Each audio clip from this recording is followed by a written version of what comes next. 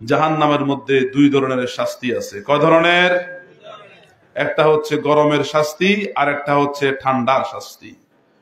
জাহান্নামীরা যখন জাহান্নামে নিক্ষিপ্ত হওয়ার পর তারা অস্থির হয়ে যাবে, আগুনের লেলিহান আগুনের ঝলসায় তাদের সমস্ত শরীর জ্বলে পড়ে যাবে।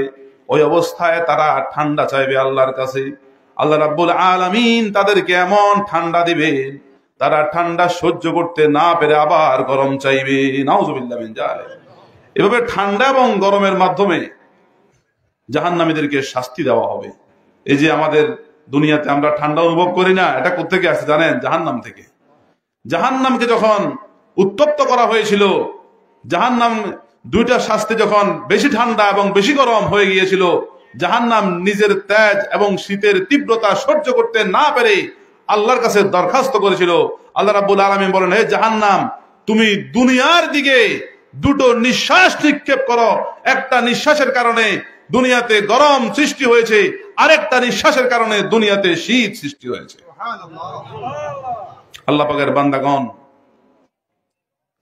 যে সকল বান্দারা ফজর নামাজের সময় ঠান্ডার মধ্যে উঠে উযু করবে, ঠান্ডার মধ্যে আরামের ঘুমকে হারাম করে ল্যাপ কম্বল সবকিছু ছেড়ে দিয়ে আল্লাহর জন্য ইবাদতে দাঁড়িয়ে যাবে, রুকু সিজদা করার উদ্দেশ্যে দাঁড়িয়ে যাবে, নামাজ আদায় করবে, আল্লাহ রাব্বুল আলামিন খুশি হয়ে জাহান্নামের ঠান্ডা শাস্তি তাদের জন্য হারাম করে দেবে। যে সকল বান্দা বান্দিরা গরমের মধ্যে উঠে এভাবে গরমকালে ফজরের নামাজ আদায় করবে, যথাসময় আল্লাহর জন্য রুকু করবে, সিজদা করবে, মনে রাখবেন যে ব্যক্তি ফজরের নামাজ কাজা হয় না, তার অন্যান্য 4 ওয়াক্ত নামাজও কাজা হয় না। বাকি 4 ওয়াক্ত নামাজও সে ঠিকমতো কি আদায় করে। এই গরমের তীব্রতার মধ্যে যারা নামাজ আদায় করবে, আল্লাহ রাব্বুল আলামিন তাদের এই নামাজের বিনিময়, নামাজের বরকতে জাহান্নামের গরমের শাস্তি তাদের জন্য হারাম করে দেবে। আল্লাহ পাক আমাদের সকলকে নামাজ হিসেবে কবুল করুন, সবাই আমিন। কাফের মুশরিক ইহুদিরা বিভিন্ন প্রশ্ন করতো রাসূল পাক সাল্লাল্লাহু আলাইহি ওয়াসাল্লামকে। কি করতো? প্রশ্ন করতো। রাসূল পাক সাল্লাল্লাহু আলাইহি ওয়াসাল্লাম, আল্লাহ রাসূল সাল্লাল্লাহু আলাইহি ওয়াসাল্লাম বলেন, সাল্লাল্লাহু আলাইহি ওয়াসাল্লাম নিজে থেকে কোনোদিন কথা বলতেন না। তিনি অপেক্ষা করতেন তাদের প্রশ্নের উত্তরের জবাব দেওয়ার জন্য, উত্তর দেওয়ার জন্য অপেক্ষা করতেন। ওই অবস্থায় আল্লাহ রাব্বুল আলামিন সাথে সাথে জিবরাইল আলাইহিস সালামের মাধ্যমে হোক বা তার অন্তরের মধ্যে আল্লাহ রাব্বুল আলামিন আল্লাহ রাসূল পাক সাল্লাল্লাহু আলাইহি ওয়াসাল্লামের অন্তরের মধ্যে ওহী নাজিল করে সেই প্রশ্নের জবাব প্রকাশ করে দিতেন। এজন্য রাসূলুল্লাহ সাল্লাল্লাহু আলাইহি ওয়াসাল্লামের যে সমস্ত কথা মুখ নিঃসৃত, মুখ মোবারক নিঃসৃত হাদিসগুলো, সেগুলো এক ধরনের ওহী। সেগুলো কি ওহী? সেগুলো প্রত্যাদেশ, কিন্তু সেগুলো নামাজের মধ্যে তেলাওয়াত করা হয় না। এই কারণে সেটা হচ্ছে গায়রে মাতলু, যেটা তেলাওয়াত করা হয় না। মাতলু শব্দের অর্থ কি? তেলাওয়াতকৃত। আর গায়রে মাতলু মানে যেটা তেলাওয়াতকৃত নয়, সেটা এক ধরনের ওহী। ওহী গায়রে মাতলু, রাসূল পাক সাল্লাল্লাহু আলাইহি ওয়াসাল্লাম হাদিসগুলো। আর যেগুলো কোরআনের আয়াত, আল্লাহ রাব্বুল আলামিন কোরআন মাজিদের, কোরআনে কারীমের আয়াত, সে সমস্ত ওহীগুলো হচ্ছে ওহীয়ে মাতলু, যেটা নামাজের মধ্যে তেলাওয়াত করা হয়। তাহলে দুটোটাই কি আল্লাহর পক্ষ থেকে? দুটোটাই কি আল্লাহর পক্ষ থেকে। আল্লাহ পাকের বান্দাগণ, যখন কাফের মুশরিক ইহুদিরা রাসূলুল্লাহ সাল্লাল্লাহু আলাইহি ওয়াসাল্লামকে প্রশ্ন করলো, হে মুহাম্মদ, তুমি যে তোমার রবের দিকে আমাদেরকে আহ্বান করছো, তোমার আল্লাহর দিকে আমাদেরকে আহ্বান করছো, সে আল্লাহর স্বরূপ কি? সে আল্লাহর রূপরেখা কি? সে আল্লাহ কি রকম, দেখতে কি রকম? আমরা তো যেগুলোকে আমরা খোদা মানি, যেগুলোর কাছে আমরা যাচনা করি, প্রার্থনা করি, সেগুলো তো একটা রূপরেখা আছে। লাত, মান্নাত, উজ্জা মূর্তির একটা রেখা আছে না, স্বরূপ আছে না, আকৃতি আছে। তাহলে তুমি যে আল্লাহর দিকে আহ্বান করছো, সে আল্লাহর আকৃতি কিরকম, সে আল্লাহর পরিচয় কি? আমাদের সকলের একটা পরিচয় আছে না? আমরা অমুক বাড়ির সন্তান, নামের দিক থেকে আমাদের একটা নাম আছে, বাপের নাম আছে, আমরা যেখানে বাস করি ওই জায়গার নাম আছে। তাহলে আমাদের জায়গা জমির এটাও পরিচয় আছে। আবার কি আমাদের নিজস্ব একটা কি পরিচয় আছে, ঠিকানা আছে। রাসূলুল্লাহ সাল্লাল্লাহু আলাইহি ওয়াসাল্লাম নিজেরও একটা পরিচয় আছে। রাসূল পাক সাল্লাল্লাহু আলাইহি ওয়াসাল্লাম কুরাইশ বংশে ছিলেন, বংশগত একটা পরিচয়। রাসূলুল্লাহ সাল্লাল্লাহু আলাইহি ওয়াসাল্লামের নাম মুহাম্মদ ছিল, নামের দিক থেকে তিনি একটা পরিচিতি আছে। তার রাসূল পাক সাল্লাল্লাহু আলাইহি ওয়াসাল্লামকে প্রশ্ন করা হলো, হে মুহাম্মদ, তোমার প্রভুর পরিচয় কি? সাথে সাথে আল্লাহ রাব্বুল আলামিন সূরা ইখলাস নাজিল করে দিলেন। সূরা ইখলাস নাজিল হয়ে গেল সেদিন। আল্লাহর পরিচয় এই সূরা ইখলাসের মধ্যে রয়েছে। আউযু বিল্লাহি মিনাশ শাইতানির রাজীম। বিসমিল্লাহির রহমানির রহিম। কুল হুয়াল্লাহু আহাদ আল্লাহুস সামাদ লাম ইয়ালিদ ওয়া লাম ইউলাদ ওয়ালাম ইয়াকুল লাহু কুফুওয়ান আহাদ। বিসমিল্লাহির রহমানির রহিম। কুল হুয়াল্লাহু আহাদ আল্লাহুস সামাদ লাম ইয়ালিদ ওয়া লাম ইউলাদ ওয়া লাম ইয়াকুল লাহু কুফুওয়ান আহাদ। আল্লাহ বলতেছেন, হে আমার হাবিব, আপনি ঘোষণা দিন, আপনি বলে দিন, তিনি হচ্ছেন আল্লাহ, যিনি একক, যিনি কি একক। তিনি হচ্ছেন সমাদ, অমুখাপেক্ষী। কারণ আমাদের খাবারের প্রয়োজন হয়, ঘুমানোর প্রয়োজন হয়, বিশ্রামের প্রয়োজন হয়, সংসার করার প্রয়োজন হয়, আয় করার প্রয়োজন হয়, ব্যয় করার প্রয়োজন হয়, হাজতে দৌড়লে পেশাব পায়খানা করার প্রয়োজন হয়। আল্লাহ রাব্বুল আলামিন এমন একজন অমুখাপেক্ষী আল্লাহ, যার সংসারের প্রয়োজন হয় না, ঘুমানোর প্রয়োজন হয় না, ক্ষুধার যাতনা, ক্ষুধার কষ্ট লাগে না, খাবারের প্রয়োজন হয় না, নিদ্রার প্রয়োজন হয় না, তন্দ্রার প্রয়োজন হয় না, বিশ্রামের প্রয়োজন হয় না, ছেলে সন্তানের প্রয়োজন হয় না, স্ত্রী পরিবার পরিজনের কিছুরই প্রয়োজন নাই। তিনি হচ্ছেন সব কিছু থেকে অমুখাপেক্ষী। এমনকি পৃথিবীর সকল মানুষ যদি আল্লাহর ইবাদত বন্দেগী নাও করে, আল্লাহর কোনো ক্ষতি হবে না। আবার আল্লাহর ইবাদত বন্দেগী করলে আল্লাহর কোনো লাভ হবে না। মানুষ যদি আল্লাহর ইবাদত করে, আল্লাহর হুকুম পালন করে, আল্লাহর পাকের আনুগত্য করে, রাসূলুল্লাহ সাল্লাল্লাহু আলাইহি ওয়াসাল্লামের আদর্শ অনুসারে জীবন যাপন করে, তাহলে মানুষ লাভবান হবে, মানুষ কি হবে, পুরস্কৃত হবে। আর যদি মানুষ ইবাদত না করে, হুকুম পালন না করে, তাহলে মানুষ ক্ষতিগ্রস্ত হবে। আল্লাহর কিছু আসা যায় না। আল্লাহ পাকের বান্দাগণের জন্য আল্লাহ হচ্ছেন সমাদ। আল্লাহ হচ্ছেন কি সমাদ, অমুখাপেক্ষী। এই জন্য বান্দাদের কারণ নাম রাখতে হলে আব্দুস সমাদ রাখা যায়। কি রাখা যায়? আব্দুস সামাদ, আব্দুল আহাদ, এগুলো রাখা যায়। লাম ইয়ালিদ ওয়া লাম ইউলাদ ওয়া লাম ইয়াকুল লাহু কুফুওয়ান আহাদ। তিনি এমন একজন আল্লাহ, যিনি কাউকে জন্ম দেননি এবং তিনিও কারো থেকে জন্ম নেননি, তার সমকক্ষ কেউ নাই। আল্লাহর পরিচয় পাওয়া গেছে কিনা? পরিচয় পাওয়া গেছে কিনা? আল্লাহ পাকের বান্দাগণ, শয়তান এত দুষ্ট, শয়তানকে সেই ক্ষমতা দেওয়া হয়েছে যে মানুষের শিরা উপশিরায় প্রবেশ করে, রগের মধ্যে প্রবেশ করে, মানুষের অন্তরে, দিলের মধ্যে, কালবের মধ্যে, মানুষের মনের মধ্যে সে ওয়াসওয়াসা দিতে পারে। আল্লাযী ইউওয়াসওয়িসু ফী সুদুরিন নাস। যারা মানুষ, তাদের অন্তরের মধ্যে ওই শয়তান কি করতে পারে? ওয়াসওয়াসা দিতে পারে, কুমন্ত্রণা দিতে পারে। শয়তান মানুষকে এই বলে প্রশ্ন করে যে আসমানকে সৃষ্টি করেছে? আপনি বলবেন আল্লাহ সৃষ্টি করেছে। সূর্যকে সৃষ্টি করেছে? আল্লাহ সৃষ্টি করেছে। চন্দ্রকে সৃষ্টি করেছে? আল্লাহ সৃষ্টি করেছে। তারকারাজি কে সৃষ্টি করেছে? আল্লাহ সৃষ্টি করেছে। গাছ পালা, নদী নালা, পাহাড় পর্বত কে সৃষ্টি করেছে?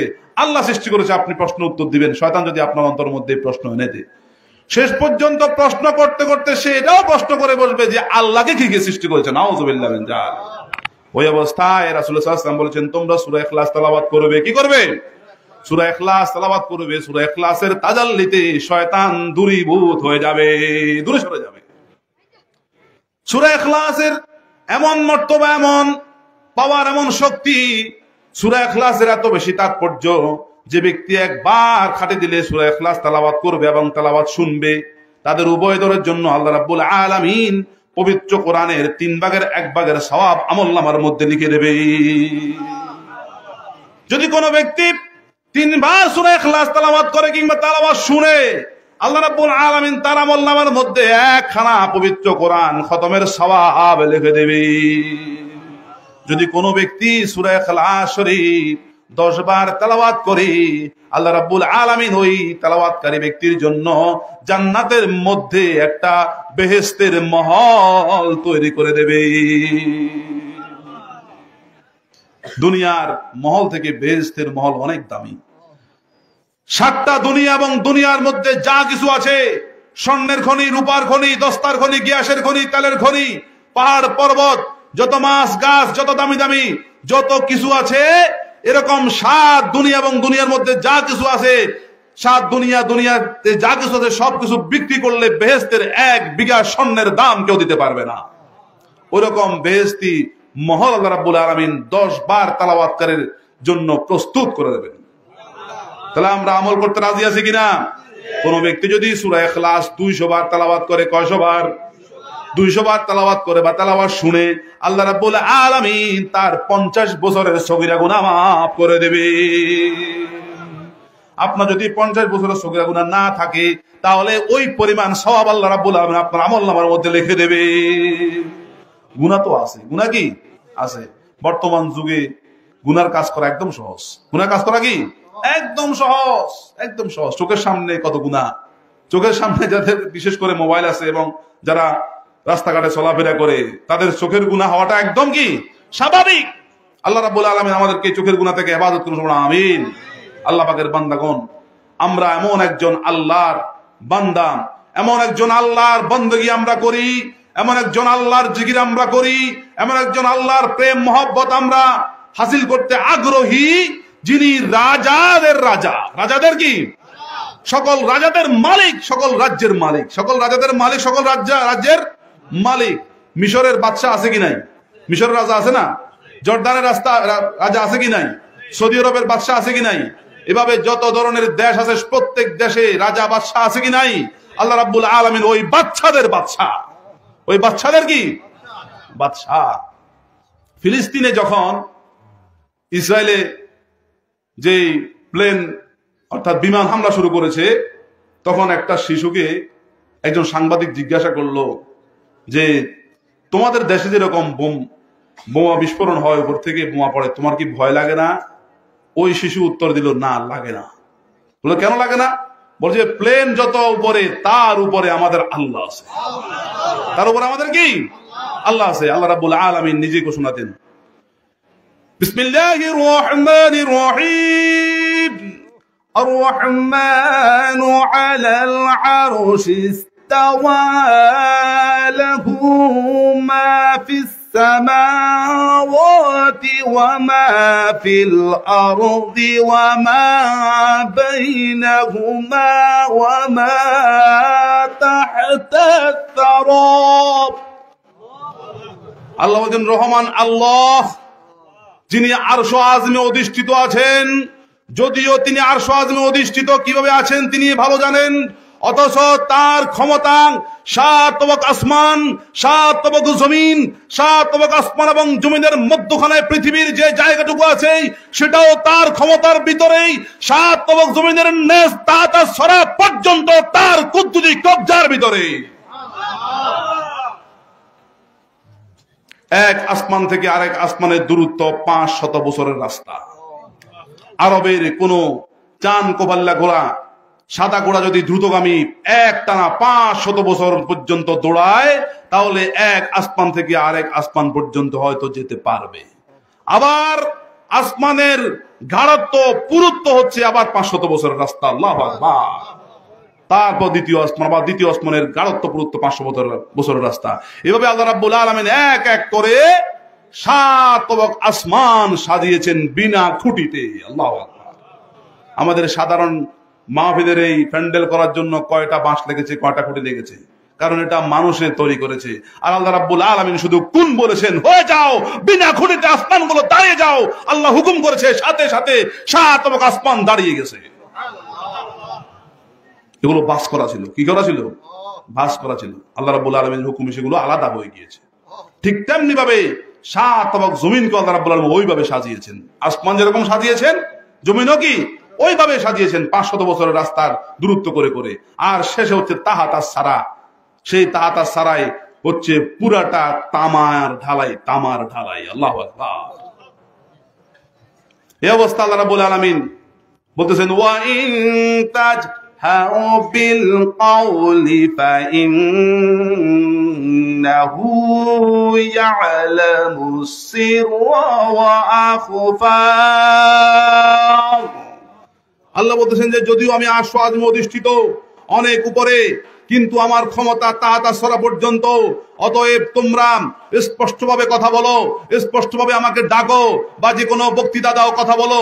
হ্যাঁ, এরপরে তোমরা যদি গোপনে আস্তে আস্তে কথা বলো, কিংবা অধিক গোপনে একদম নিশ্চুপ ভাবে আমাকে ডাকো, কিংবা কোনো কথা চিন্তা করো, আমি আল্লাহ রাব্বুল আলামিন তিনোটা একই রকম ভাবে শুনতে পাই। কারণ আল্লাহ রাব্বুল আলামিন হচ্ছেন সামিউম বাসীর, অনেক বেশি করে শুনেন, অনেক বেশি করে দেখেন। আল্লাহু আকবার। তাহলে আমাদের কোনো ক্ষমতা আছে? ক্ষমতা কার? এজন্য আল্লাহ রাব্বুল আলামিন অধিকাংশ জায়গায় ইন্নাল্লাহা আলা কুল্লি শাইইন কাদির ওয়াল্লাহু আলা কুল্লি শাইইন কাদির এভাবে নিজের কুদরতের কথা কয়েকবার বলেছেন। বান্দাদেরকে স্মরণ করিয়ে দিচ্ছেন যে সকল কুদরতের, ক্ষমতার সকল যে পাওয়ার একমাত্র আমি আল্লাহর কাছে। আল্লাহু আকবার। তাহলে সে আল্লাহরে আমরা ইবাদত করি, সে আল্লাহরে কি করি? ইবাদত আমরা করি। আল্লাহ রাব্বুল আলামিন নিজে ঘোষণা, বিসমিল্লাহির রহমানির রহিম, কুলিল্লাহুম্মা মালিকাল মুলকি তুতিল মুলকা মান তাশাউ ওয়া তানজিউল মুলকা মিম্মান তাশাউ ওয়া তুইজ্জু মান তাশাউ ওয়া তুযিল্লু মান তাশাউ। আল্লাহ বলছেন, হে নবী আপনি ঘোষণা দেন, হে রাজা দিরাজের মালিক আল্লাহ, আপনি সকল রাজ্যের মালিক, সকল ক্ষমতার মালিক। অতএব আপনি যাকে ইচ্ছা করেন, যার উপরে সন্তুষ্ট হন, বা যাকে খুশি, যার উপরে খুশি, অথবা আপনার নিজের ইচ্ছায় আপনি ক্ষমতা দান করেন, রাজ্য দান করেন, আবার আপনি খুশি করে আপনার ইচ্ছা মতো আপনি আবার রাজ্য চিনিয়ে নেন। আল্লাহু আকবার। তুইজ্জু মান তাশাউ ওয়া তুযিল্লু মান তাশাউ বিয়াদিকাল খায়র, আপনার নিজ কল্যাণের হাতে আপনি কাউকে ইজ্জত দান করেন, আবার কাউকেও বেইজ্জতি করেন। আবার একই ব্যক্তিকে আল্লাহ ইচ্ছা করলে ইজ্জত দান করতে পারে, আবার একই ব্যক্তিকে আল্লাহ ইচ্ছা করলে বেইজ্জতি করতে পারে। পারে কি পারে না? এজন্য আল্লাহর একজন ওলি, আল্লাহওয়ালা ব্যক্তি, তিনি মত প্রকাশ করেন। তিনি বললেন যে আমি যখন সম্মানিত হই, কেউ যদি আমাকে ইজ্জত করে, সম্মান দেয়, আমাকে মর্যাদাবান বানায়, তখন আমি খুশি হই না। আমি কি হই না? খুশি হই না। আবার যখন আমি লাঞ্ছিত হই, অপমানিত হই, আমি আবার কি হই না? দুঃখিত হই না, কষ্ট পাই না। কারণ আমি জানি যে আল্লাহ রাব্বুল আলামিন সম্মান দেয়, সে আল্লাহ আবার বেইজ্জতি করে, সে আল্লাহ কি করে? বেইজ্জতি করে। অতএব আমরা যদি লাভে থাকি, আমরা আল্লাহর উপরে সন্তুষ্ট থাকবো, লোকসান থাকলেও আমরা আল্লাহর উপরে কি থাকবো? সন্তুষ্ট থাকবো। এটা হচ্ছে ইমানদারের লক্ষণ। এটা কিসের লক্ষণ? ইমানদারের লক্ষণ। এজন্য রাসূল পাক সাল্লাল্লাহু আলাইহি ওয়াসাল্লাম ইরশাদ করেছেন, মুমিন ব্যক্তি, ইমানদার ব্যক্তির জন্য দুঃখ নিয়ামত এবং সুখ নিয়ামত। আল্লাহু আকবার। যখন তারা সুখে থাকে, শান্তিতে থাকে, স্বাচ্ছন্দ্যে থাকে, তখন ওই ইমানদার ব্যক্তিরা আল্লাহর প্রশংসা করে, আল্লাহর শুকরগুজারি করে। আল্লাহ রাব্বুল আলামিন তাদের জন্য সুখ শান্তি আরো বৃদ্ধি করে দেন। আর যদি ওই ইমানদার ব্যক্তি বিপদে পড়ে যায়, কোন সমস্যার সম্মুখীন হয়ে যায়, অসুস্থ হয়ে যায়, বা ব্যবসা বাণিজ্যের মধ্যে যদি লোকসানে পড়ে যায়, বিপদগ্রস্ত হয়ে সমস্যার সম্মুখীন হয়, ইমানদার আল্লাহর উপরে নারাজ হয় না, বরং আল্লাহর উপরে ভরসা করে সে ধৈর্য ধারণ করে। ওই ধৈর্য ধারণ করার কারণে ওই দুঃখের সময়, কষ্টের সময় ইমানদারের সাথে স্বয়ং আল্লাহ নিজেই থাকেন। ইন্নাল্লাহা মা'আস সাবিরিন, নিশ্চয়ই আল্লাহ সবর ইখতিয়ারকারী, ধৈর্য ধারণকারীর সাথেই থাকেন। আপনারা যে এখানে বসে আছেন, আপনাদের মধ্যে ধৈর্য আছে কি নাই? আপনার ধৈর্য ধরে না থাকতো আপনারা বসতে পারেন? এখানে বসে থাকার কোনো সুযোগ আছে? ধৈর্য থাকার কারণে, ধৈর্য ধরার কারণে, সবর ইখতিয়ার করার কারণে আপনারা বসে আছেন। আর আপনারা ধৈর্য ধরে বসে আছেন বিধায় আপনাদেরকে বিশ্বাস করতে হবে যে আমাদের এখানে সকলের সাথে আল্লাহ রয়েছেন। সকলের সাথে কি আল্লাহ রয়েছেন। তাহলে বোঝা গেল আল্লাহ রাব্বুল আলামিন ইচ্ছা মতো আল্লাহ কি করেন, সম্মান দেন, আবার আল্লাহর ইচ্ছা আল্লাহ কি করেন, বেইজ্জতি করেন। তুখরিজুল হাইয়া মিনাল মাইয়িতি ওয়া তুখরিজুল মাইয়িতা মিনাল হাই। এর আগে আল্লাহ বলেছেন তুলিজুল লাইলা ফিন নাহারি ওয়া তুলিজুন নাহারা ফিল লাইল তুখরিজুল হাইয়া মিনাল মাইয়িতি ওয়া তুখরিজুল মাইয়িতা মিনাল হাই وترزق من تشاء بغير حساب। আল্লাহ বলতেছেন যে তিনি সেই মহান সত্তা আল্লাহ যিনি রাত এবং দিনের মধ্যে কি করেন, পরিবর্তন করে দেন। অনেক সময় দেখা যায় রাত বড় হয়ে যায়, দিনের অংশ রাতের অংশের মধ্যে ঢুকে রাত কি হয়ে যায়, বড় হয়ে যায়। আবার রাতের অংশ দিনের অংশের মধ্যে ঢুকে দিন হয়ে যায় কি, বড়। এখন ধরো শীতকাল, শীতকালে রাত বড় দিন ছোট। আবার যখন গরমকাল আসবে তখন রাত ছোট দিন বড় হয়ে যাবে। এটা কি কারো ক্ষমতা নাকি আল্লাহর ক্ষমতা? কোন ফেরেশতারা, কোন যে সকল মানুষ যদি একসাথ হয়ে যদি বলে যে আমরা এখন গ্রীষ্মকাল সৃষ্টি করব, আমরা শীতকে কালকে থেকে শীত দৌড়াই দিব, পারবে? কারো ক্ষমতা আছে? তাহলে বোঝা গেল দিন রাত এটা কার হুকুম, আল্লাহর হুকুম। আল্লাহ রাব্বুল আলামিন বলতেছেন যে সে আল্লাহ রাব্বুল আলামিন যিনি জীবিত থেকে মৃতকে বের করেন। জীবিত থেকে কাকে বের করেন, মৃতকে বের করেন, আবার মৃত থেকে জীবিতকে বের করেন। যেমন মুরগি এটা জীবিত কিন্তু ডিম বের হয় মৃত, আবার ডিম হচ্ছে মৃত, আবার ডিম থেকে বের করেন আল্লাহ জীবিত বাচ্চা। আল্লাহু আকবার। ওয়াতারযুকু মান তাশাউ বিগাইরি হিসাব। আল্লাহ রাব্বুল আলামিন আল্লাহর যে ইচ্ছা মতো বেহিসাবে, ইচ্ছা করলে আল্লাহ রাব্বুল আলামিন বেহিসাবে রিজিক দান করতে থাকে। আমরা যারা ভাত খাই, যাদের বয়স 50-60 বছর হয়েছে, তারা কি আপনারা হিসাব দিতে পারবেন যে কয় কেজি চালের ভাত খেয়েছেন? হিসাব দিতে পারবেন? আপনারা গরুর দুধ যারা পান করেছেন, তারা কি আপনারা হিসাব দিতে পারবেন যে এত বছরে আমি এত লিটার দুধ পান করেছি? এটা কোনো হিসাব আছে? তাহলে আমাদের কাছে কোনো হিসাব নাই। এজন্য আল্লাহ রাব্বুল আলামিন বেহিসাবে আমাদেরকে রিজিক দান করেছেন। কিন্তু আল্লাহর কাছে হিসাব আছে। আল্লাহর কাছে কি হিসাব আছে? কারণ আল্লাহ রাব্বুল আলামিন একটা নাম আছে, ইয়া হাসিবু, হিসাব গ্রহণকারী। অতএব আল্লাহর কাছে হিসাব আছে, কিন্তু আমাদের কাছে হিসাব নাই। বেকার হিসাব ছাড়াই আল্লাহ রাব্বুল আলামিন আমাদেরকে রিজিক দান করতেছেন। আল্লাহু আকবার। আল্লাহ পাকের বান্দাগণ, তাহলে সে আল্লাহর ইবাদত বন্দেগী করার দরকার আছে কিনা? সে আল্লাহর উপরে খাঁটি ভাবে ঈমান আনার দরকার আছে কিনা? আল্লাহ পাকের বান্দাগণ, আল্লাহ রাব্বুল আলামিন আমাদের জন্য দুইটা জগৎ, একটা হচ্ছে দুনিয়ার জগৎ আর একটা হচ্ছে আখিরাতের জগৎ। দুইটা জগৎ আমাদেরকে পরীক্ষামূলক ভাবে দান করেছেন। কি মূলক ভাবে? পরীক্ষামূলক ভাবে। আমাদেরকে এমনি সাধারণ ভাবে বিনা কারণে অনর্থক আল্লাহ রাব্বুল আলামিন আমাদেরকে সৃষ্টি করেননি। আল্লাহ রাব্বুল আলামিন আমাদেরকে সৃষ্টি করেছেন কারণ আমাদের সেবার জন্য, আমাদের রিজিকের জন্য, আমাদের চলাফেরার জন্য। আল্লাহ রাব্বুল আলামিন অক্সিজেন, বাতাস, গরুর গোশত হালাল করে দিয়েছেন, মুরগির গোশত হালাল করে দিয়েছেন, এরপরে যে হাঁসের গোশত হালাল করে দিয়েছেন। এখন মুরগি, হাঁস, গরু, ছাগল এই সমস্ত পশু পাখির গোশত আমরা খাই কি খাই না বলেন? এরা কি আল্লাহর জিকির করে না? এরা কি আল্লাহর ইবাদত করে না? আল্লাহ রাব্বুল আলামিনের সৃষ্টি জগতের মধ্যে এরা আল্লাহর ইবাদত করে, আল্লাহর জিকির করে। এখন আপনি যে হাঁসের গোশত খেলেন, মুরগির গোশত খেলেন, এরপরে গরুর গোশত খেলেন, ওই অবস্থায় গরুটাকে জবাই করলেন, জবাই করে গরুর গোশত খেলেন। ওই গরুটা যদি বেঁচে থাকতো তাহলে গরুটা আরো বেশি দিন আল্লাহর জিকির করতে পারতো। ছাগলটা বেঁচে থাকলে ছাগলটা আরো বেশি আল্লাহর জিকির করতে পারতো। এরপরে হাঁস মুরগি বেঁচে থাকলে আরো বেশি আল্লাহর জিকির করতে পারতো, আল্লাহকে ডাকতে পারতো। কিন্তু তার গলার উপরে ছুরি চালিয়ে আপনি তার জিকির বন্ধ করে দিলেন। এখন আপনি যদি খেয়ে ওই সকল যে পশু পাখির গোশত বক্ষণ করে যদি আপনি আল্লাহর জিকির নিজে না করেন, ওই সকল মাখলুক কিয়ামতের ময়দানে আল্লাহর কাছে আপনার বিরুদ্ধে মামলা দায়ের করে দেবে। আউযুবিল্লাহি মিন যালিক। ওই অবস্থা কি, ওই পরিস্থিতি কি অবস্থা হবে চিন্তা করে দেখেন। আর যদি আমরা যে হাঁসের গোশত আমাদের জন্য হালাল, গরুর গোশত হালাল, তাদের উপরে জবাই, তাদের শরীর করতে গলার উপরে ছুরি চালিয়ে বিসমিল্লাহ আল্লাহু আকবার বলে জবাই করে সেটা আমরা বক্ষণ করলাম।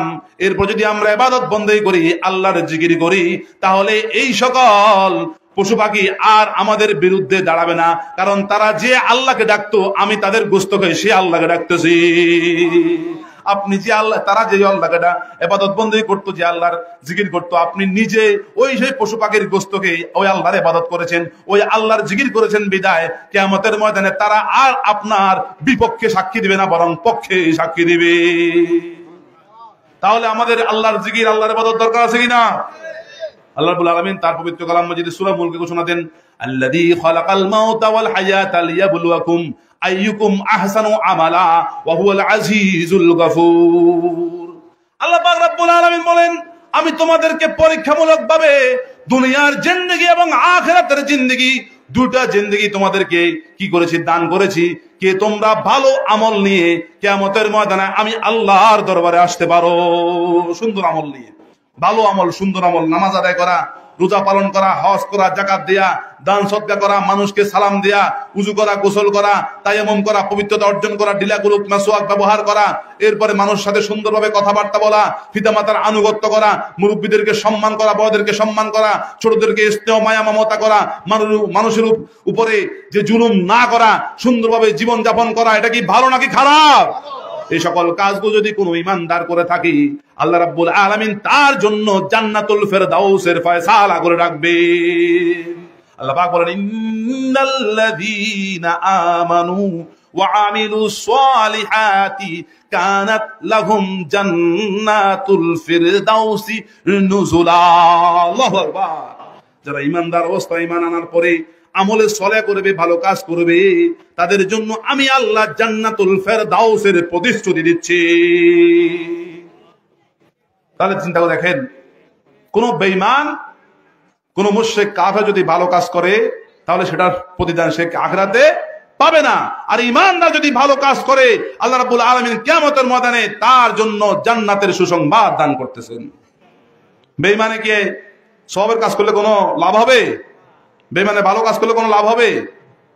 লাভ হবে না। দান সদকা বেঈমানি করলে লাভ হবে না। কিন্তু ঈমানদার যদি, মুমিন ব্যক্তি, মুসলমান ব্যক্তি যদি ভালো কাজ করে, সাথে সাথে আল্লাহ রাব্বুল আলামিন সেটাতে বরকত দান করে, এবং সেটাকে লালন পালন করতে করতে বরকত দিতে দিতে উহুদ পাহাড় পরিমাণ করে তার আমলনামার মধ্যে ঢেলে তার জন্য জাহান্নামের আগুন হারাম করে জান্নাতের দরজা খুলে দেবে। আল্লাহ রাব্বুল আলামিন 1 বছর আগে নয়, 2 বছর আগে নয়, প্রায় 1400 থেকে 1500 বছর আগে আমাদেরকে কি করেছেন? অ্যালার্ট করেছেন যে তোমরা দুনিয়াতে, আজ যে দুনিয়ার জীবন, আখিরাতের জীবন, দুটো জীবন আমি তোমাদেরকে উপহার হিসেবে দান করেছি, তোমরা যেন ভালো আমল, সুন্দর আমল নিয়ে আমি আল্লাহর দরবারে আসতে পারো। আল্লাহ পাকের বান্দাগণ, একটু চিন্তা করে দেখেন, যখন একজন সন্তান বিদেশে যায়, ওই তার সন্তান, পিতা, তার বাবা বলে, এ আমার সন্তান, হে আমার ছেলে, তুমি বিদেশে যাচ্ছ, সামনে শীতকাল আসতেছে, আমার জন্য ভালো দেখে একটা কম্বল আনিও। ওই সন্তান যদি বাবা ভক্ত হয়, অর্থাৎ নিজের আব্বার আনুগত্য করে, নিজের আব্বার হুকুম পালন করে, কিংবা নিজের আব্বাকে মহব্বত করে ভালোবাসে, তাহলে ওই ব্যক্তি, ওই সন্তান যেই সৌদি আরবে যাক, ইতালিতে যাক, কুয়েতে যাক, যে বিদেশের যে কোনো জায়গায় যাক, সেই কাজের ফাঁকে ফাঁকে কিছু টাকা পয়সা জমা করে আসার সময় তার আব্বার জন্য একটা বিদেশি কম্বল নিয়ে আসবে। আসবে কি আসবে না? আর যদি সেই তার বাপকে মহব্বত না করে, বাপের কথা যদি স্মরণ না করে, স্মরণে না থাকে, তাহলে সে টাকা পয়সা রুজু করবে, টাকা পয়সা কি করবে? খরচ করবে। কিন্তু তার পিতা, তার জন্মদাতা আব্বা যে তাকে একটা বিদেশি কম্বলের কথা বলেছিল, সেটা ভুলে যাবে। ঠিক তদ্রূপ যে সকল বান্দাদেরকে জানিয়ে দেওয়া হয়েছে যে তোমরা ভালো আমল নিয়ে আমি আল্লাহর দরবারে আসিও, দুনিয়াতে সে কাজ করবে, কর্ম করবে, সংসার করবে, ঘর সংসার সবকিছু করবে, ব্যবসা বাণিজ্য করবে, এর মধ্যে মধ্যে সে আল্লাহর জন্য নামাজ আদায় করবে, নফল ইবাদত বন্দেগী করবে, জিকির আজকার করবে, তাসবিহ তাহলিল আদায় করবে, কোরআন তেলাওয়াত করবে, দান সদকা করবে, ভালো ভালো আমলগুলো, সুন্দর সুন্দর আমলগুলো সে আল্লাহর জন্য করবে। কারণ আল্লাহ তো তাকে বলেছে তোমরা ভালো আমল নিয়ে আমি আল্লাহর দরবারে আসিও। ওই বান্দা যখন ভালো ভালো আমলগুলো করবে, ভালো ভালো আমলগুলো যখন সে লালন কি করবে? পালন করবে, আল্লাহর হুকুমগুলো পালন করবে, আল্লাহ রাব্বুল আলামিন কিয়ামতের ময়দানে তাকে তার সাথে হাসি মুখে দেখা দেবে। ওই ব্যক্তির সাথে কিয়ামতের ময়দানে হাসি মুখে দেখা দেবে। কারণ বাবা তার পিতা যেরকম সন্তান থেকে কম্বল পাওয়ার পরে খুশি হয়ে যায়, ঠিক তদ্রুপ আল্লাহ রাব্বুল আলামিন যে বলেছেন তোমরা ভালো আমল নিয়ে আমার দরবারে আসিও, আমার কিয়ামতের ময়দানে আমার কাছে আসিও, এই কথাটা বান্দারা শোনার পরে সে শত ব্যস্ততার মধ্যে ভালো ভালো কাজগুলো করে, খারাপ কাজ করে না, গুনার কাজ থেকে দূরে থাকে। ওই অবস্থা আল্লাহ রাব্বুল আলামিন কিয়ামতের ময়দানে ওই বান্দা বান্দীদের সাথে হাসি মুখে সাক্ষাৎ দিবে। আর যারা দুনিয়াতে সীমা লঙ্ঘন করেছিল, আল্লাহর হুকুম পালন করে নাই, বরং গুনাহ একটা করেছে, আরো দুইটা করেছে, দুইটার পরে চারটা করেছে। গুনাহ এমন বেশি করেছে, পাপ করতে করতে করতে করতে তার আমল নামার মধ্যে কোনো সওয়াবের নূর নাই, সওয়াবের কোনো জ্যোতি নাই, সওয়াবের কোনো আমল নাই। গুনাহ করতে করতে শেষ পর্যন্ত বেঈমান হয়ে কবরে গিয়েছে, বেঈমান হয়ে মৃত্যুবরণ করেছে। নাউজুবিল্লাহ মিন যালিক। কিয়ামতের ময়দানে আল্লাহ রাব্বুল আলামিন তাকে তার সাথে দেখাও দিবেন না, সাক্ষাৎও দিবেন না, তার দিকে রহমতের নজরেও তাকাবেন না। নাউজুবিল্লাহ মিন যালিক। ওই কঠিন অবস্থায় কি অবস্থা হবে? কিয়ামতের ময়দানের কথা একটু স্মরণ করেন, কবরের কথা একটু স্মরণ করেন বান্দারা, এভাবে মৃত্যুর কথা একটু স্মরণ করেন। কারণ এই দুনিয়ার জীবন এটা হচ্ছে মৌতের জিন্দেগি, আর যে মৃত্যু হওয়ার পরে কবর, হাসর, মিজান, ফুলসিরাত, ওই জিন্দেগিটা হচ্ছে কিয়ামতে অর্থাৎ হায়াতের জিন্দেগি। হায়াত, সেখানে শুধু হায়াত, সেখানে আর মৃত্যু হবে না, শুধুমাত্র কিয়ামতের ময়দানে আল্লাহ রাব্বুল আলামিন যখন জান্নাতীরা জান্নাতে যাবে, জাহান্নামীরা জাহান্নামে যাবে, আল্লাহ রাব্বুল আলামিন মৃত্যুকে একটা জন্তুর আকারে সৃষ্টি করবেন, অর্থাৎ হুকুম করবেন, আল্লাহ তুমি একটা জন্তুর আকৃতি ধারণ করো। ওই মৃত্যুটা জন্তুর আকৃতি ধারণ করবে, জান্নাত এবং জাহান্নামের মাঝখানে তাকে আনা হবে এবং ফেরেশতা দ্বারা সেটাকে কতল করা হবে, জবাই করা হবে। কিয়ামতে আর কেউ মৃত্যুবরণ করবে না। যারা জান্নাতে প্রবেশ করবে চিরকাল তারা জান্নাতেই থাকবে, সেখানে আর কোনো মৃত্যু নাই। মৃত্যুটা হচ্ছে দুনিয়ার জন্য, মৃত্যুটা কিসের জন্য? দুনিয়ার জন্য। তাহলে মৃত্যু থেকে বাঁচার কোনো পথ আছে কিনা? যে আপনি বুকে হাত দিয়ে বা বলতে পারবেন যে আমি মৃত্যুবরণ করবো না, আজরাইল আমার কাছে আসবে না, এই কথা কেউ বলতে পারবে? বলার সাহস কারো নাই। কারণ স্বয়ং আজরাইল নিজেই মৃত্যুবরণ করবে। আজরাইল নিজে কি মৃত্যুবরণ করবে। যখন সকলের রূহ কবজ করা হবে, তখন বাকি থাকবে আজরাইল আর আল্লাহ। আল্লাহ বলবে না এই মালাকুল মউত, আজরাইল আর কে আছে? সবাই তো মৃত্যুবরণ করলো। মালাকুল মউত আজরাইল বলবে আল্লাহ আমি বাকি আছি আর আপনি বাকি আছেন। আল্লাহ বলবেন এখন তুমি মৃত্যুবরণ করতে হবে।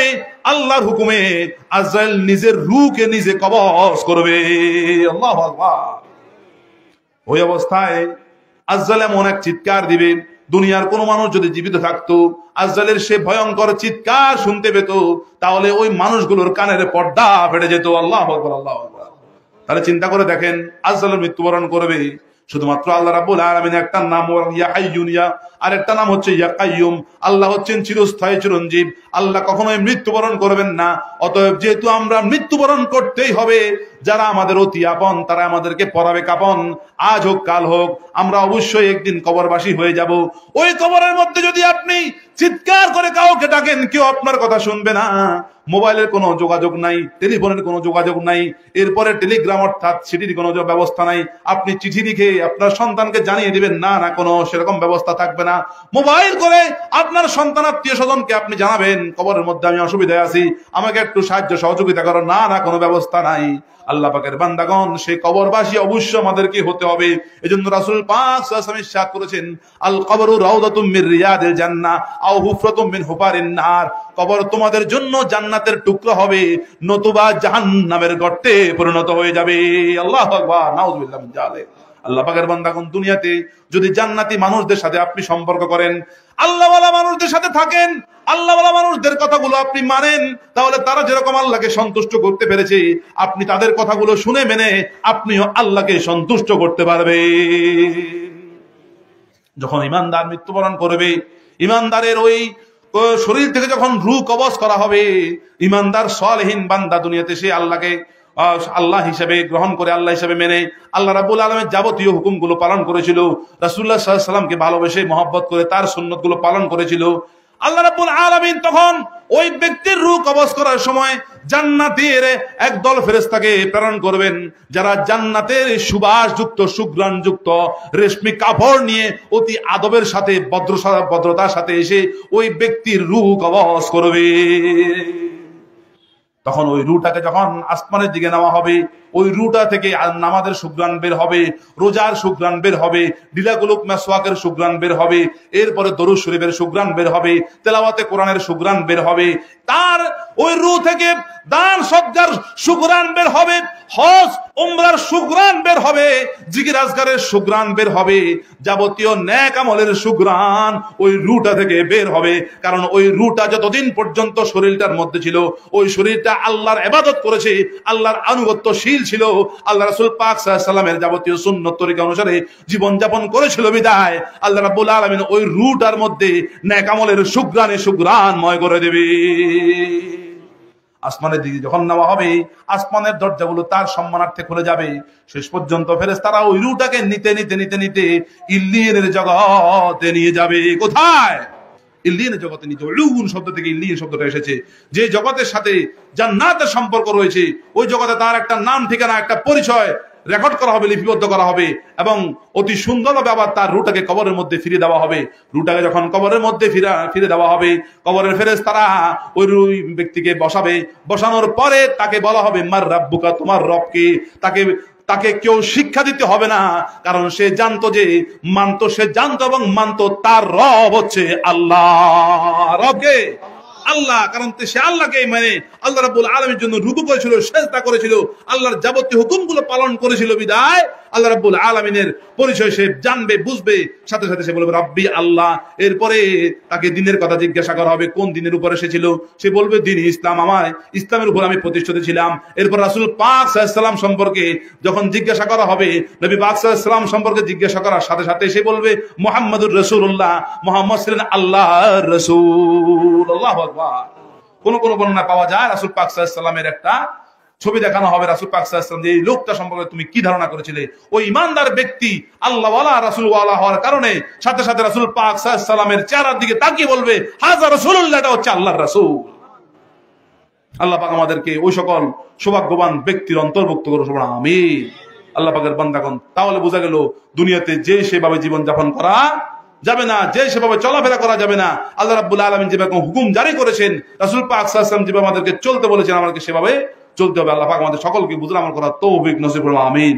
আল্লাহ রাব্বুল আলামিন তার পবিত্র কালামে যে ঘোষণা দেন, ইন্নাল্লাযীনা তাকাউ ইযা মাসসাহুম তাওয়াইফুম মিনাশ শাইতানি তাযাক্কারু ফাইযা হুম মুবসিরুন। নিশ্চয় খোদাভীরু যারা আল্লাহকে ভয় করে, আল্লাহর ভয় যাদের অন্তরের মধ্যে আছে, ওই সকল ব্যক্তিদেরকে যদি শয়তান ওয়াসওয়াসা দেয়, শয়তান যদি কোন ধরনের কুমন্ত্রণা দেয়, সাথে সাথে তারা সেটা বুঝতে পারে, উপলব্ধি করতে পারে, আর ওই অবস্থায় তারা আল্লাহকে ডাকাডাকি শুরু করে দেয়, আল্লাহর জিকির শুরু করে দেয়, আল্লাহর কাছে কি সাহায্য প্রার্থনা চায়, আল্লাহর কাছে আশ্রয় প্রার্থনা চায়। ওই অবস্থায় শয়তান দূরীভূত হয়ে যায় এবং তার অন্তরের মধ্যে এক ধরনের নূর পয়দা হয় এবং তার অন্তরের দৃষ্টি আল্লাহ ওই জিকিরের কারণে, জিকিরের বরকতে খুলে দেয়। তাহলে আল্লাহ জিকির দরকার আছে কিনা? একাত্রিত হয়ে আল্লাহকে ডাকলে আল্লাহ বেশি খুশি হন। আল্লাহ কি হন?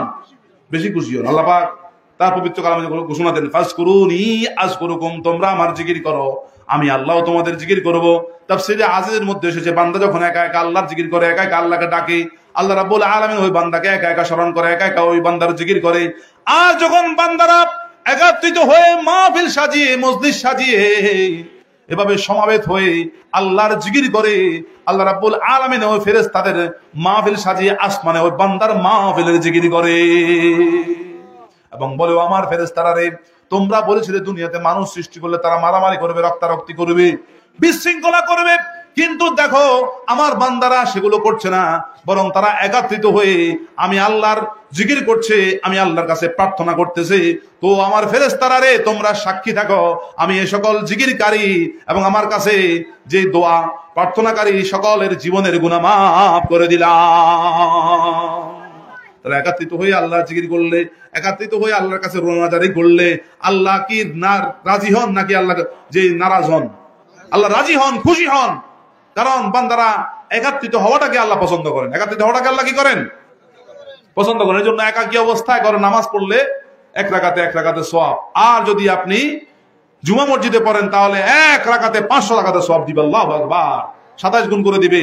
এরপরে আল্লাহ রাব্বুল আলামিন যে প্রত্যেকটা নামাজের মধ্যে আল্লাহ রাব্বুল আলামিন কি করবেন? সওয়াবের পরিমাণ বৃদ্ধি করে দেবে যদি আপনি একত্রিত হয়ে জামাতের সাথে নামাজ আদায় করেন। তাহলে বোঝা গেল যে একত্রিত হওয়াটাকে আল্লাহ পছন্দ করেন বিদায় আল্লাহ রাব্বুল আলামিন সাপ্তাহিক জুমার নামাজ আমাদের জন্য কি করেছেন? ফরজ করেছেন।